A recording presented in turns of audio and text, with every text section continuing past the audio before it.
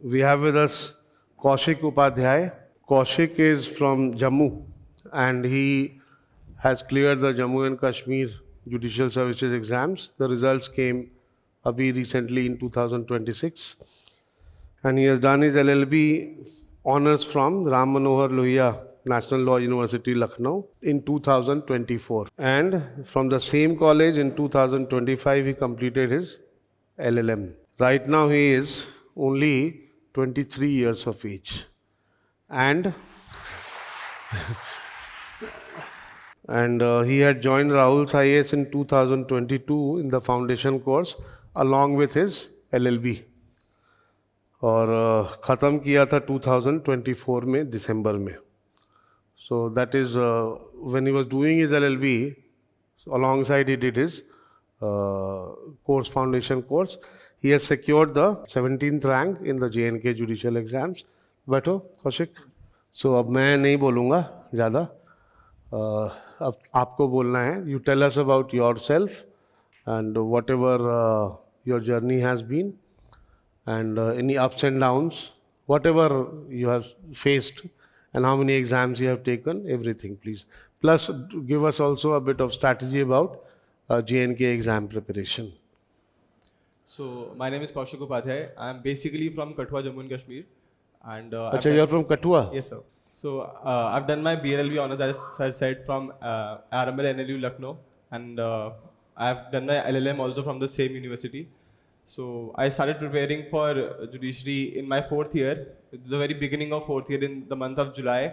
I was fortunate that I started with sir subject. I did not have to join your subject from the middle. So I was very fortunate. I started with evidence, the one that is going on. So उस time पे तो BSA नहीं आया था, तो I started with Indian Evidence Act. And I completed my course by December 2025. I had done my IPC in the morning batch, so उससे मेरा कुछ जल्दी हो गया था. And CPC also? CPC sir हाँ, वो इवनिंग बैच में उस टाइम पे 2-3 महीने का फर्क था, तो मैंने मॉर्निंग में ही कर लिया था वो भी. I've been very fortunate. My family has been very supportive. My teachers have been very supportive. मैं पढ़ता था तो मुझे लगता था कि हाँ सब समझ में भी आ रहा है. हाँ मतलब एक फेज ऐसा आया था जब तो सर मैंने तब मेरा CPC स्टार्ट ही हुआ था, तो मैंने राजस्थान का एग्ज़ाम दिया था 2024 में जो हुआ था प्रीलिम्स. तो सर वो मेरा 3 मार्क्स से प्रीलिम्स रह गया था, तो मैंने CPC बिल्कुल पढ़ के नहीं गया था. तो उसमें थोड़ा सा मुझे कॉन्फिडेंस तो आया था कि I can do if I work hard. पर सर उसके बाद एक वो होता ना कि वो वापस में जर्नी वापस शुरू नहीं कर पाया. तो 3-4 महीने तक मैं बिल्कुल भी पढ़ाई मेरे से हो ही नहीं पाई. बट फिर आई थिंक उसी के 3-4 महीने बाद मेरा LLM ख़त्म हो गया और मैं लास्ट ईयर मई में दिल्ली आ गया. तो सर साथ साथ में मैं तैयारी भी कर रहा था, तो मैंने चेंबर भी एक ज्वाइन कर लिया था. और चेंबर ज्वाइन करने के 10 दिन के बाद ही सर नोटिफिकेशन आ गई थी. और सर मैंने 6 से 7 महीने लगातार मैं टेस्ट देने आया हूँ यहाँ पे. प्रीलिम्स के लिए मैंने बहुत टेस्ट दिए हैं, फिर मेंस के लिए भी. सर मेंस के लिए तो मैंने मोस्टली सर क्वेश्चन पेपर ले गया था यहीं से, और लिख के मैं यहाँ पे चेक करवाने आता था, घर पे लिखता था, ताकि एक साथ ही मैं 3-4 ले आता था ताकि मेरा टाइम वेस्ट ना होता था आने जाने में.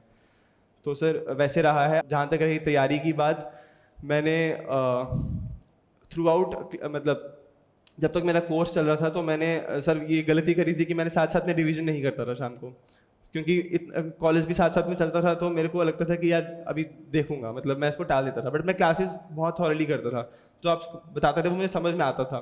उसके वजह से ये हुआ था कि इवन तो मैंने रिवीजन नहीं करी थी, but whenever I would pick up the notebook, मुझे पता है सर ने ये बताया, तो मुझे वो पूरा एकदम से फ्लैशबैक आ गया था जब मैंने नोटबुक पिक करी. तो अभी भी मतलब उसके बाद मुझे 1-2 बार ही लगा रिवीजन करने में, बट मैंने वो कर लिया. और मतलब एज सच मुझे पढ़ने में कभी कोई चैलेंज नहीं आया, because it was all very smooth. मतलब मेरे को हार्डली मैंने आपसे 1-2 वही सवाल किया होंगे कि सर जो आप बताते थे या बाकी टीचर्स भी जो बताते थे बहुत बहुत स्मूथली वो किया. एक शायद TPA में था जहाँ पे मैंने एक्स्ट्रा खुद से मैंने काफ़ी जजमेंट्स पढ़ी थी, और जो आप जजमेंट्स बोलते थे वो मैं सारी जजमेंट्स मैंने पढ़ी. मतलब मैंने उस टाइम पे तो नहीं जब आप क्लासेस करते थे, बट जब मैं रिवीजन करने लगा था बाद में, तो मैंने नोट लिख आपकी सर नॉर्मल बातें भी मैं लिख लेता था कि ये वाला ऐसे लिखना है, या ऐसे का कुछ आप बात बता रहे हो तो मैंने 3 पेन रखे होते थे, एक पेंसिल लिखी होती थी. जो आपकी नॉर्मल बातें होती थी वो पेंसिल से लिखता था ताकि अलग से दिख जाए थोड़ा सा.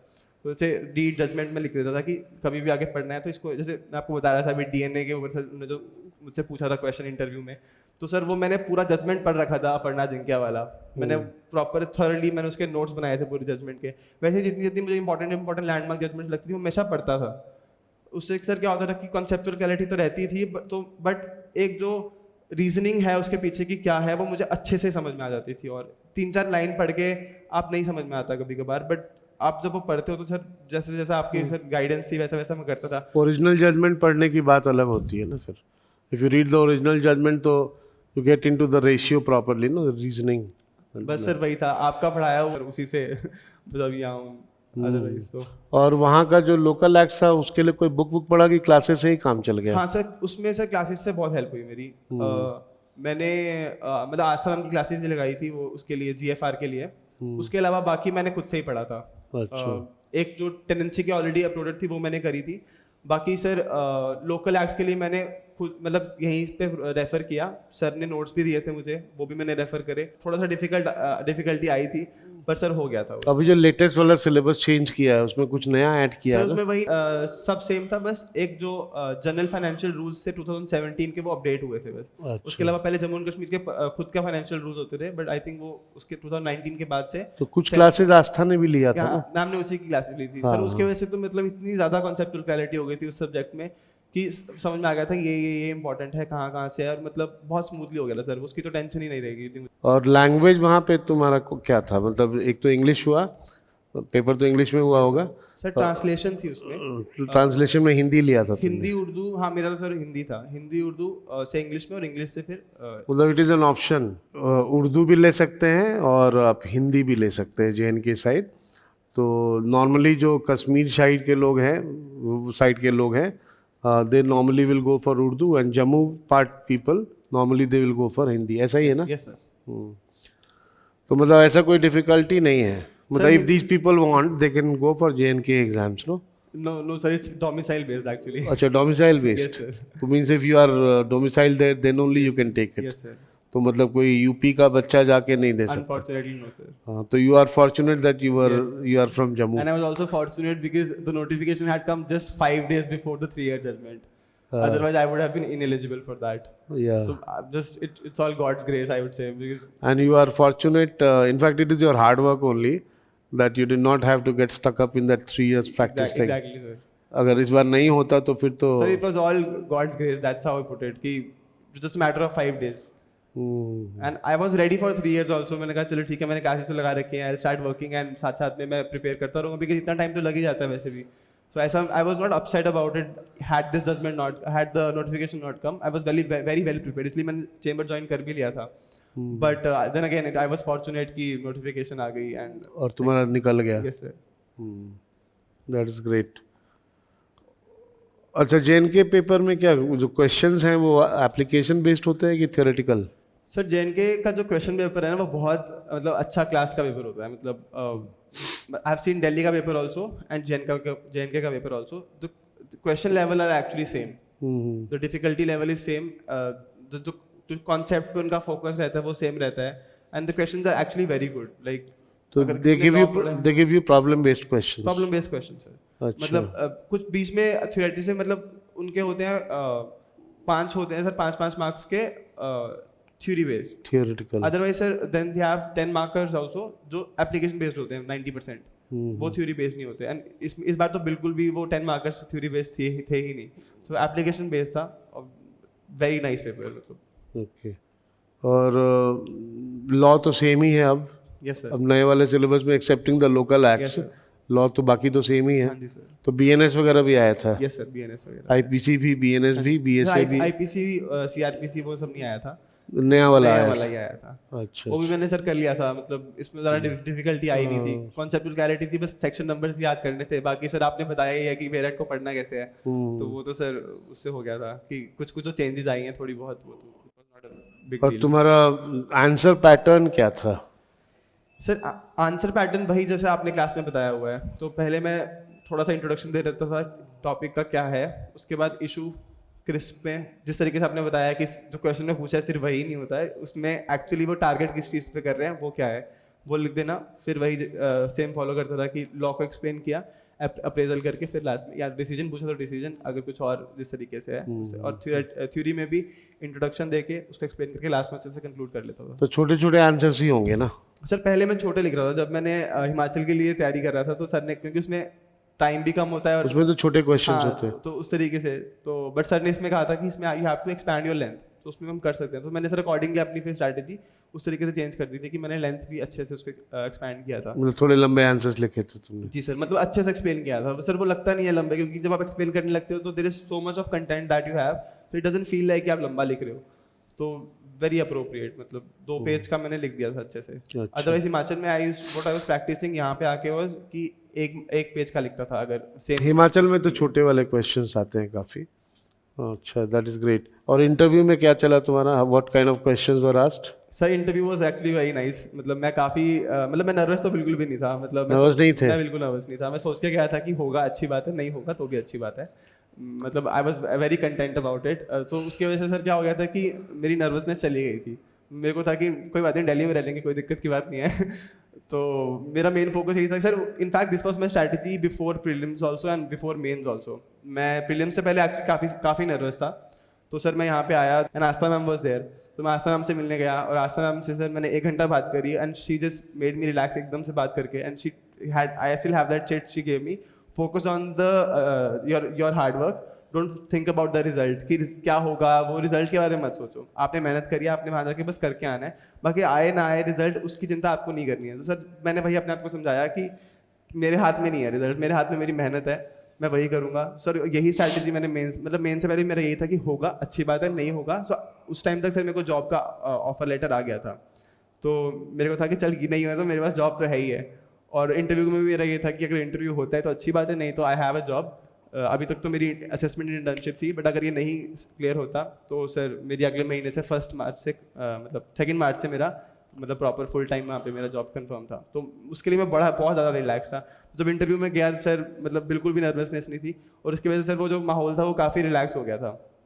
उन्होंने मुझसे सवाल भी करे तो बहुत ही मतलब वो भी बहुत जॉली तरीके से सवाल कर रहे थे। तो उन्होंने मुझसे पहले आते ही सवाल आई थिंक उन्होंने मुझसे पूछा था प्रिविलेज कम्युनिकेशन के बारे में पूछा, तो वो मैंने बता दिया। फिर दूसरा सवाल उनका वही डीएनए पे आया, तो उसमें सर मैंने बहुत अच्छे से जजमेंट पढ़ी क्या थी। डीएनए पे क्या रिबटल उन्होंने पूछा वगैरह? था कि कोर्ट डीएनए कब करने को बोल सकता है, मतलब डीएनए टेस्ट अलाउ कब करेगा?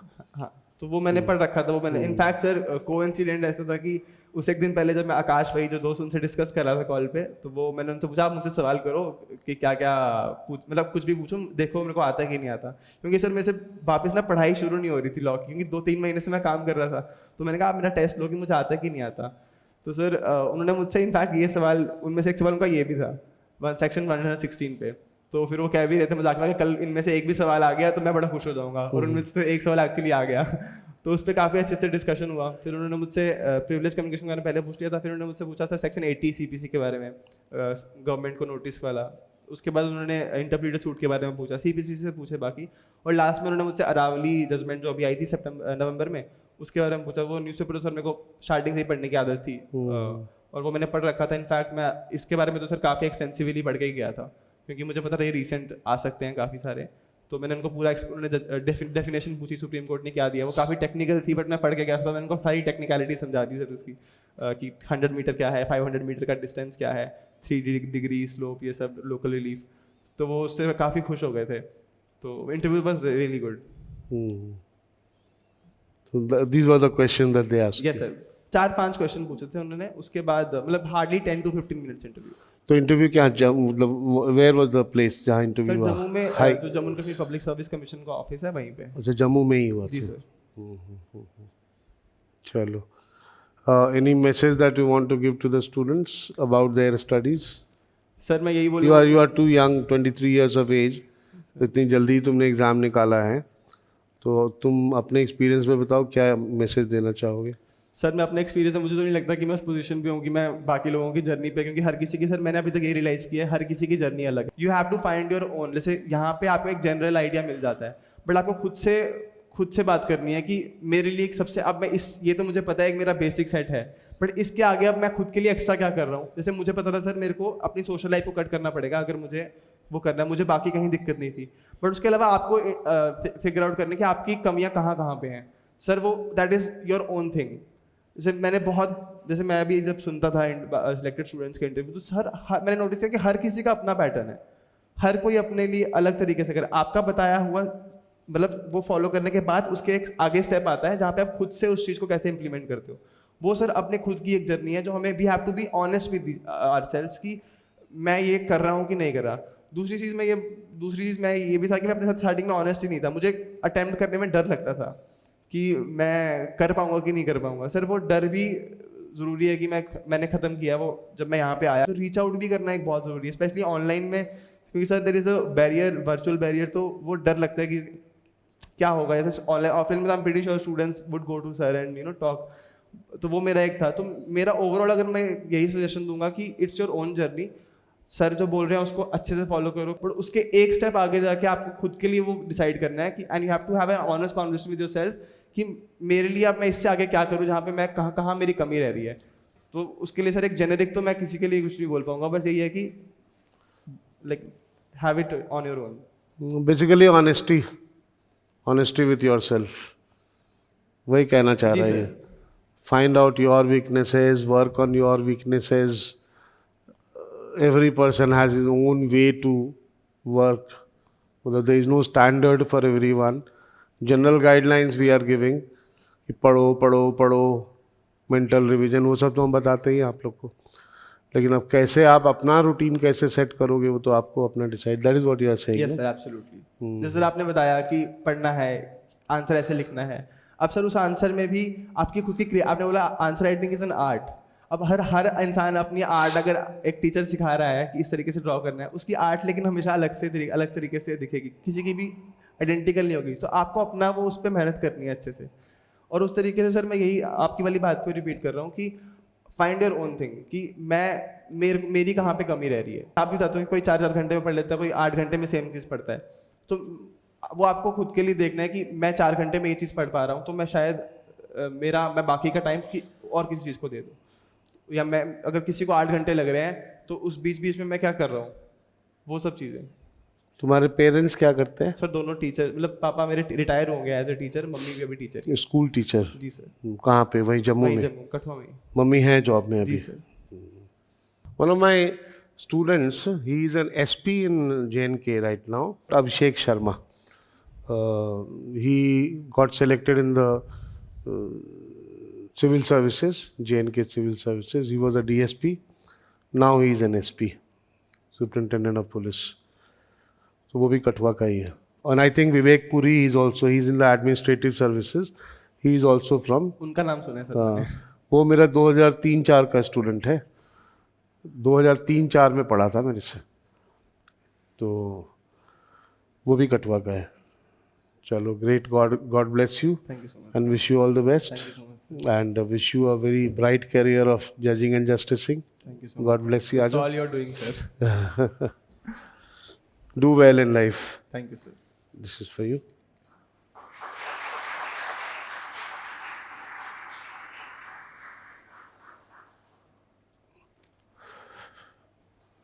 This is for you.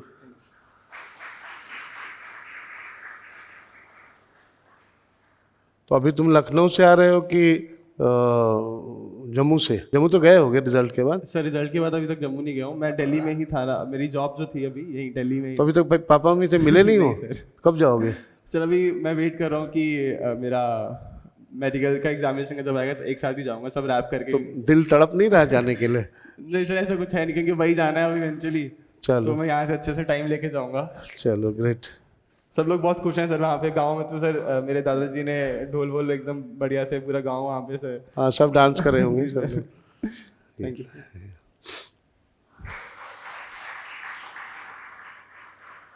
God bless you. Thank you so much sir. God bless you. ठीक है।